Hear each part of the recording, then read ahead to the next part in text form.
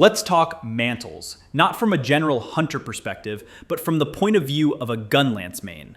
Because let's be real, not all mantles are created equal, especially when you're lugging around a cannon disguised as a lance. Some give you the breathing room to set up a Wormstake full blast. Others, they just get in the way. So in this video, I'm going to break down which mantles actually help Gunlance play, and which ones you might want to leave at camp. Whether you're focused on survivability, damage windows, or keeping your rhythm intact, here's my take on how the current mantles stack up from a Gunlance perspective.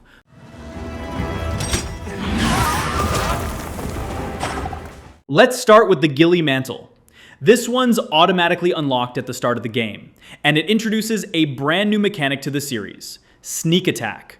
While it's equipped, you'll blend into your surroundings, making you invisible to monsters. That opens the door to a lot of shenanigans. You can drop bombs right in front of a monster, set up traps for an easy capture, or even sneak up and trigger the ambush skill for bonus damage. The Ghillie Mantle is a special case because it's a permanent mantle.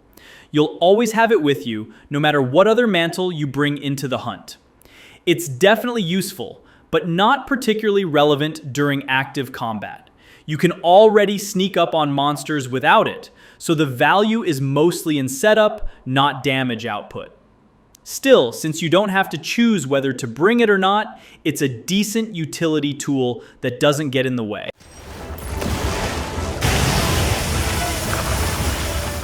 Rocksteady Mantle is a returning favorite from Monster Hunter World, and if you've played that game, you probably know exactly why it's so popular. This mantle reduces incoming damage and prevents flinching or knockback when hit. It also grants resistance to wind pressure, monster roars, and tremors, meaning once you pop this, almost nothing can interrupt you. For Gunlance mains, that's a dream. No more roars breaking your combos, no more tremors stopping your Wormstake. You just keep jamming shells into the monster, uninterrupted. The damage reduction also received a buff, making it even more effective. And if you're using Zoshia armor, that chip damage can be passively healed, giving you solid sustain during uptime. That said, just be careful not to get too greedy. Rocksteady lets you tank through attacks, but it doesn't make you invincible. Taking too much unnecessary damage can still get you carded if you're not careful. If you have Counter-Strike equipped, it becomes much easier to trigger while wearing Rocksteady Mantle, especially when tanking strong monster attacks that would normally send you flying. With all these benefits, the short 90-second duration is more than fair. It's powerful, it's aggressive, and for Gunlancers who want to stay in the monster's face, it's easily one of the best mantles around.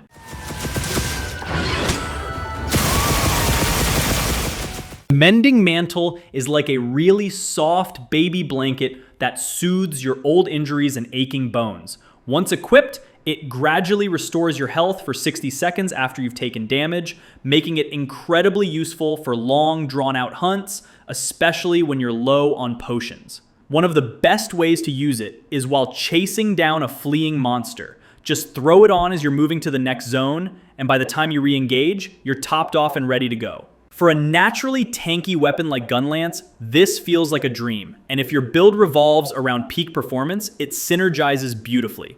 You take chip damage, Mending Mantle heals it, and you keep your max health for that sweet attack boost. Pair it with Zoshia Armor's passive healing, and yeah, it might be overkill, but let's be real, who doesn't love wrapping themselves up in a warm baby blanket between explosions?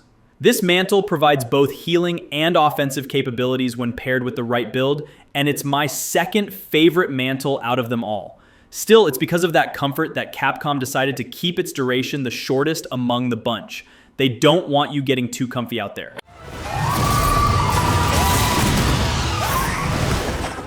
The Evasion Mantle increases your invulnerability window when dodging, making it easier to slip through tight attacks. But the real reward comes after. Every successful last-moment dodge grants a temporary attack boost, and for Gunlance users, that extra damage window can be a big deal. What really makes this mantle shine is the mobility. The added dodge distance lets you reposition, chase, or evade in ways Gunlance normally can't, especially without relying on hops. This opens up more aggressive plays and tighter control over spacing. And here's the fun part. Every successful dodge gives you a new window to capitalize on. You can dodge, go into a moving wide sweep, then into your Wormstake full blast with damage buff. You can also go into overhead smash into full burst in one smooth combo. You can also fire off the fastest version of Wyvern Fire. Each dodge refreshes the attack boost, letting you chain damage with flow and finesse. You're not just surviving, you're weaving dodges into your attack rhythm. That's why this is my favorite mantle. It makes Gunlance feel agile, rewarding, and devastating, all at once.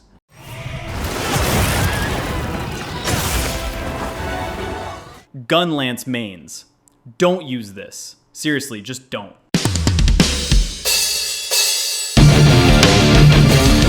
Just kidding, but also not really. Gunlance shouldn't be using this mantle most of the time. Here's the breakdown. Corrupted Mantle boosts your raw attack power and affinity over time. It drains your health gradually until you land a hit. And with continued aggression, you can build up to plus 5% affinity and around 4.5% extra attack power, applied after other buffs. Sounds good on paper, right? Well, yes and no. The attack power buff does apply to Shelling, Wormstake Cannon, and Wyvern Fire, but the affinity bonus doesn't help at all because those explosive attacks can't crit. So you're only getting partial value, and that's a problem when 60 to 70% of your damage comes from Shelling. So now you're burning health, getting half the benefit, and still falling short compared to other mantles that offer more synergy, survivability, or mobility. If you're running a melee-only Gunlance setup, sure, this might be your best damage mantle. But for everyone else, you might want to think twice before slotting this in. That's just my opinion. Let me know if I'm wrong or right in the comments. And that wraps up my thoughts on all the current mantles in Monster Hunter Wilds, from sneaky setups to tanky chaos, and even the ones we probably shouldn't be using as Gunlancers. I genuinely hope future updates bring us even more mantles that open up new possibilities and playstyles for Gunlance. We're already seeing so much variety, and I can't wait to see how it evolves. Let me know in the comments what's your favorite mantle and how do you use it in your hunts. If you enjoyed this breakdown, don't forget to like, subscribe, and ring the bell for more Gunlance content, builds, and breakdowns. I'm Marneus, stay explosive, and as always, enjoy the hunt.